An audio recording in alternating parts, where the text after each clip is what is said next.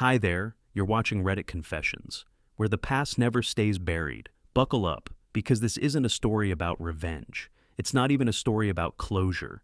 This is about the night I realized some ghosts cry when they see you, even if they're the ones who did the haunting. It started with a name tag. I know that sounds dumb, but that's the truth. A little rectangular sticker with my name, printed wrong, Caleb Elric instead of Caleb Elridge. I looked at that tag, standing under the bright lights of a conference hall in downtown Boston, and laughed for the first time in weeks. Because somehow, after all this time, even the universe couldn't quite remember who I was anymore. I hadn't been in a room like that since I left. 3 years. 3 years of silence. 3 years of avoiding LinkedIn like it was a live grenade. 3 years since I packed a bag so fast, I left behind the watch she gave me on our 5th anniversary. The same watch I later found in a video she made, on another man's wrist. I hadn't seen her since, until that night. The invitation wasn't even meant for me. My new company's VP was supposed to attend the summit, but she caught the flu, and guess who they sent as backup? That's right. Me, the ghost, the fill-in. The guy who walks quietly, avoids eye contact, and never asks questions during Q&A panels. I wasn't there to reconnect. I wasn't there to be seen. But I was. I just stepped away from the refreshment table, juggling a cup of lukewarm coffee and a conference packet, when a sudden hush spread across the floor like spilled ink. I glanced up, and there she was. Michelle. Her hair was shorter, her heels were taller, her voice, I swear, still had that same sarcastic lilt. She was surrounded by people, laughing, animated, commanding the attention of men twice her salary and half her decency. And for a second, I felt absolutely nothing. But then our eyes met. I didn't flinch, I didn't hide. I simply nodded, like a stranger might, as if we hadn't shared a mortgage, a dog, and 15 Thanksgivings. That's when she dropped her drink. It shattered, and so did she. Michelle, the woman who once told me I was too soft for the real world, collapsed into herself like a dying star. Her shoulders shook, her hands covered her face. The people around her panicked, unsure whether she was having a breakdown or a medical emergency. And me? I just stood there, holding a name tag with the wrong name, and feeling for the first time in years like maybe, just maybe, I wasn't the broken one anymore. But that was only the beginning, because when she finally ran after me that night, tears staining her once perfect makeup, what she said made me question everything I thought I knew about our past. I didn't expect her to follow me. Not after the way she broke down in front of all those people. I figured she'd slip away somewhere, pretend it hadn't happened, rebuild her armor behind a locked door.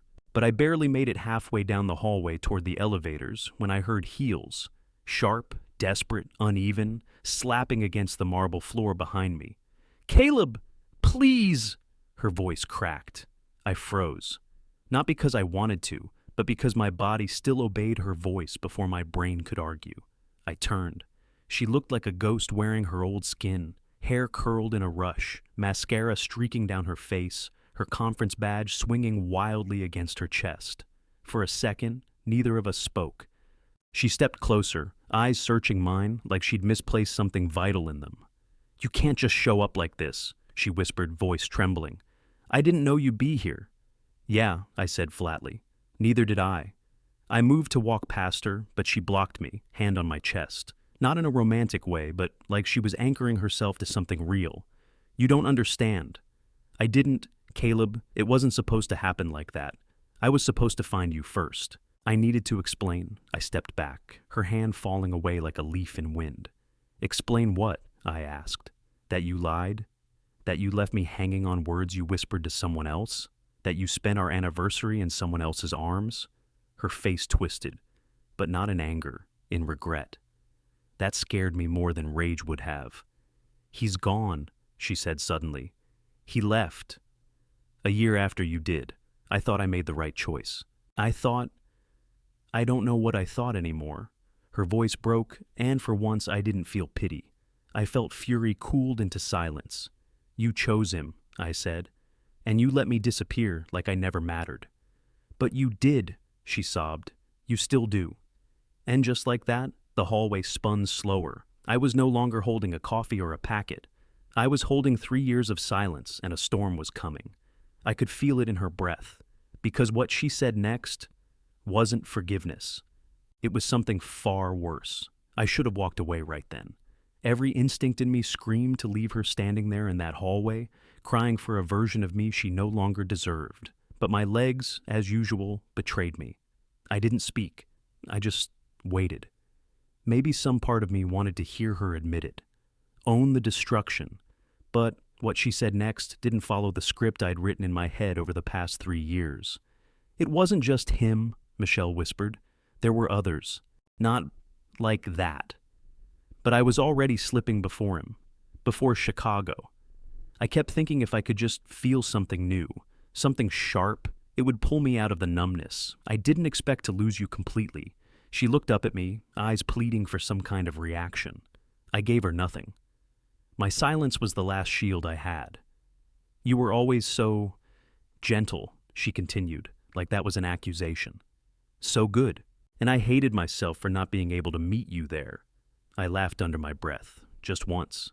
A bitter, breathless thing. You cheated because I was good to you? She flinched. No, I mean, yes, but not how it sounds. You gave everything and never asked for anything, and I kept waiting to feel worthy of it. Instead, I panicked. I convinced myself you were just tolerating me, that one day you'd wake up and see through me. My hands were clenched now, shaking slightly. The worst part wasn't hearing the confession. It was that I believed her. I believed that twisted logic, because I'd lived in it for years, always trying to prove I was enough, always trying to guess what she needed before she even spoke. I waited for you to call, she said softly. After you left. Every day I stared at the front door. But you didn't come back. You told someone else you were waiting to leave me, I reminded her. So I just made your job easier. There was a long pause, filled with the distant sounds of clinking glasses and laughter from the ballroom we'd both escaped. 2 versions of ourselves were still in that room, pretending everything was fine. Can we talk? She finally asked. Please, not here. Just give me 5 minutes. And against my better judgment, I nodded. Because as much as I wanted to be free of her, I needed to know how far down the truth really went. We stepped out into the cold night air, the conference building glowing behind us like a lantern for people who hadn't ruined everything. I followed her to a quiet bench near the parking garage. Every step felt like a betrayal of the boundaries I'd built for myself over the past 3 years. But some questions rot louder the longer you leave them unanswered, and I'd lived with too much silence already. She sat first. I stayed standing, arms crossed, jaw tight. The lights overhead buzzed faintly, like even they were nervous about what would come next. Michelle rubbed her hands together and didn't look at me when she started talking. I never meant for him to become real, she said. At first, it was just messages. Dumb jokes, compliments I hadn't heard in forever. You stopped looking at me like I was exciting. He made me feel, she hesitated, seen. I laughed, short and sharp. Yeah, well, I saw you too. In those photos. In that video, you forgot to delete from your shared drive. Her head jerked up. You saw the video? I nodded. Every second of it, the lingerie, the champagne, the part where you said, and I quote, I'm done being a wife to someone who just exists in the background. My voice was shaking now, not from rage, but from holding it in for too long. She covered her mouth like she might be sick. I didn't know you saw that. You shouldn't have needed to know. You shouldn't have said it. She was quiet for a long time. Then, he's married now, with twins. He blocked me last year, told me I ruined his life. I stared at her. So you came here tonight hoping to what? Rewind the mess? She looked up at me, and I'll never forget her face in that moment. Not guilt, not manipulation, just empty. I came here tonight because I heard you'd moved back to the East Coast. I didn't know you'd be here, but I hoped. I needed to see if I still broke you. That stopped me cold. Excuse me? Her voice cracked. I needed to know if I still mattered enough to make you angry. To make you feel something. Because no one looks at me anymore like you used to. And that's when a voice behind us spoke up. Male. Sharp. Well, that was a hell of a confession. We both turned. A man in a gray blazer was leaning against the wall near the garage entrance. I hadn't seen him approach. His eyes were on Michelle. Cold. Familiar. Her body stiffened like she'd been electrocuted. Eli? Oh no, she hadn't just followed me out here. She'd been followed too, and things were about to get worse. I hadn't heard that name in 3 years, but it hit me like a slap across the face. Eli, the man from the video. The one who took everything and vanished when the consequences got too real. He wasn't just a bad decision or a fling. He was the reason I lost my marriage, my home, and any version of myself I once recognized. And now, here he was, stepping out of the shadows like a loose end that refused to stay tied. Michelle stood up so fast, the bench squeaked under her. "What are you doing here?" she hissed, her voice no longer trembling.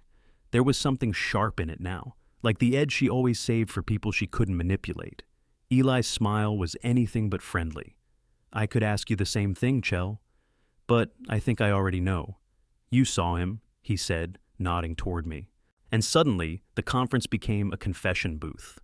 I didn't say a word. I was still processing the sheer absurdity of the moment. After years of silence, shame, and unresolved questions, the man who detonated my marriage was standing 10 feet away, like some final boss I never wanted to fight. "You followed me?" Michelle snapped. "Why?" He tilted his head, shrugging like it was no big deal. "Because I heard you were spiraling. Again, and when you spiral, people get hurt. Like last time. Remember that? You told me you transferred money out of your joint account to help us start over." He scoffed. "Turns out you were funding your own disaster." My heart stopped. "What did you say?" I asked, finally stepping forward. "She moved money?" Eli looked at me, eyebrows raised. "You didn't know?" Michelle turned pale. I took another step. "How much, Michelle?" She didn't answer, just looked away, biting her lip, arms wrapped around herself like she could hold the truth in by sheer force. "Tell him," Eli pushed. "Tell him how you drained your savings, his savings, to cover that condo you said we'd share. How you used the anniversary trip excuse so he wouldn't notice." My breath caught. My savings. The account we swore we'd never touch unless it was for a house or emergency. That money had taken me years to build, and when I left, I never checked it again. I didn't want to reopen wounds. "You stole from me?" My voice barely sounded like mine. Michelle's eyes were glassy. "I thought I'd pay it back. I didn't think you'd leave." I almost laughed, but there was nothing funny about it. "You didn't think I'd leave, so you emptied our future for a man who ghosted you." "Wow." Eli raised his hands. "Don't lump me in. She lied to me too. You knew she was married. She told me you were basically separated." "Enough!" Michelle shouted, her voice echoing into the garage. "This wasn't supposed to happen like this." None of it was, but it had. And now I stood there, face to face with the woman who betrayed me and the man who helped her do it, realizing I'd never really understood just how deep the damage went. And unfortunately for Michelle, I wasn't the only one she'd lied to. There's something profoundly disorienting about hearing your life fall apart in stereo, from two voices, one past and one present, overlapping like a nightmare you forgot you had. I stood there, not just betrayed, but humiliated, realizing I had been walking through the wreckage of a future that someone else burned to the ground behind my back. The worst part? Michelle wasn't even denying it. She just stood there silently, like a child caught stealing, eyes wet, jaw trembling, holding on to the hope that silence could somehow soften the blow. But it didn't. "You drained our savings and never said a word?" I asked again, slower this time, as if repetition would make the math make sense. "You watched me spiral, mentally, emotionally, and all that time, you knew I was starting over from nothing while you covered real estate deposits with my name on the paperwork." "I panicked," she whispered. "You weren't supposed to find out like this." "You mean it all," I corrected her. "I wasn't supposed to find out at all."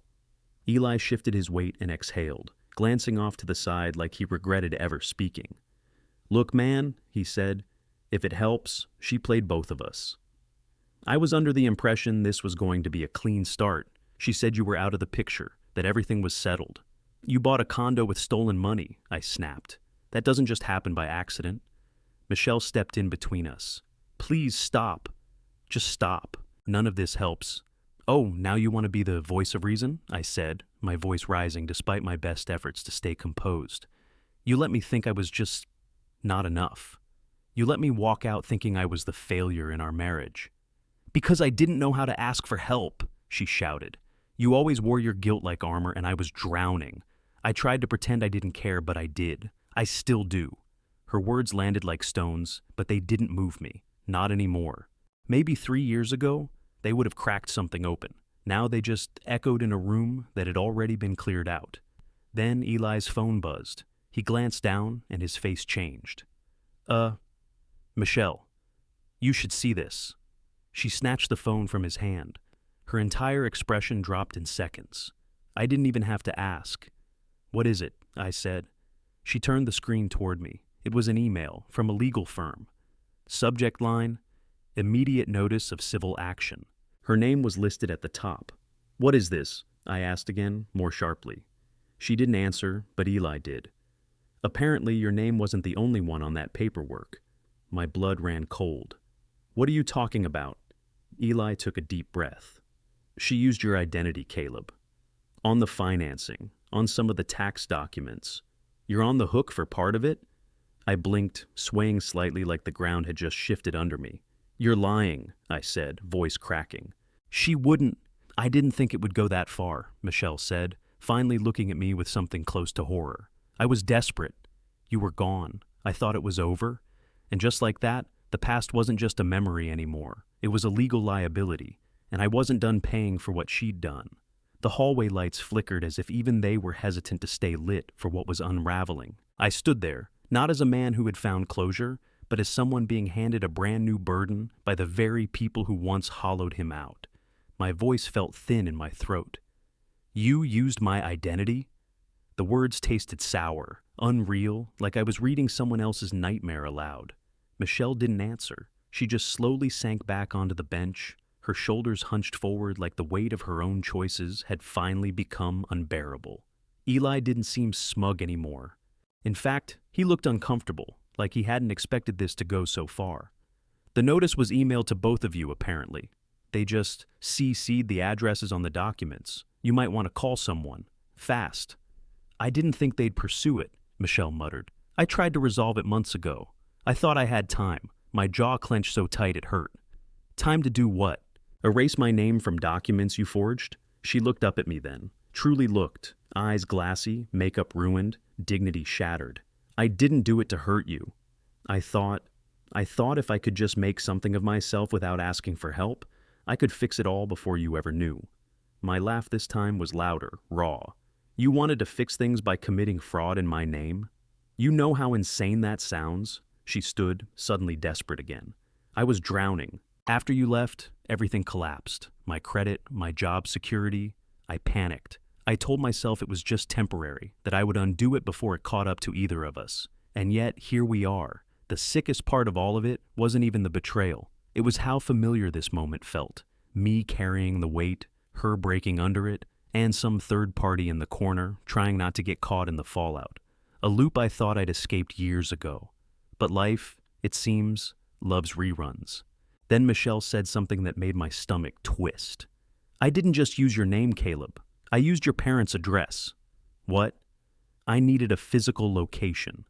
For the tax filings. It had to be a stable residence. I didn't think they'd... You dragged my parents into this? I had no choice, she shouted, but even she didn't believe that. They still think you're working in Europe. I figured the mail wouldn't even be a problem. My head was spinning. My mom had called me a few months ago, asking if I'd filed something with the state. I told her it was probably spam and brushed it off. Now I understood. I'd been blind, and Michelle had counted on that. Do they know? I asked Eli, barely able to breathe. Do the attorneys know she used their address? He hesitated. If they're digging into everything, it's possible. And if it's fraud involving third parties, the case escalates. That was it, my tipping point.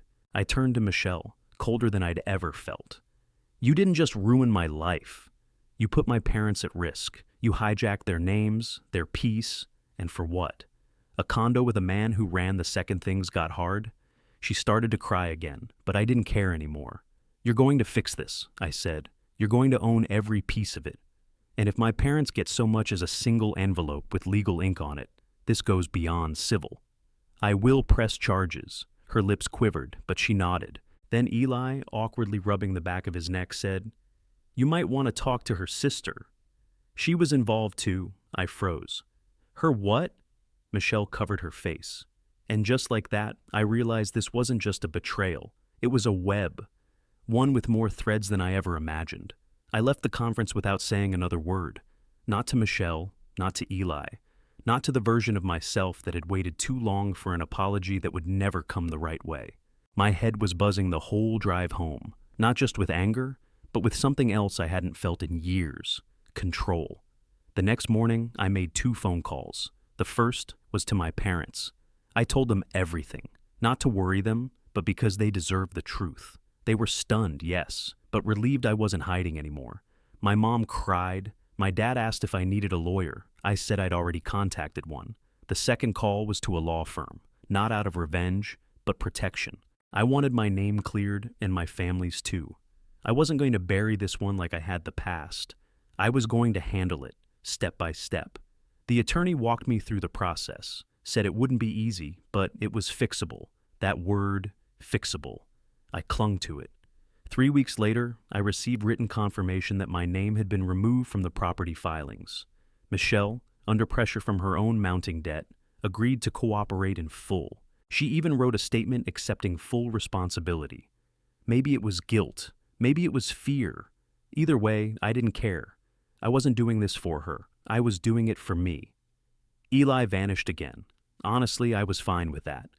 As for Michelle, she emailed me last week. A long, rambling apology that I didn't finish reading. I archived it. No response needed. Some things are better left unanswered. You see, I always thought closure came from the other person admitting they were wrong. But real closure? It came the moment I realized I didn't need her tears, her excuses, or her redemption to move on. I just needed to choose peace over pain and stop picking at the scars. Now, I'm rebuilding. Small steps. I'm moving into a new place next month. One that's actually mine. No shared accounts, no shadows. Just me, a blank wall, and a future that I finally get to design on my own terms. I don't hate her anymore. I don't love her either. I've just outgrown her. And for the first time in 3 years, that's enough. Thanks for watching Reddit Confessions. If you've ever had someone from your past reappear with a storm of chaos, how did you handle it? Did you forgive, confront, walk away? Drop your story in the comments below. We love hearing how you navigated moments that changed everything. And don't forget to like, subscribe, and share this episode if it hit home. Until next time, stay honest, stay strong, and stay true to yourself.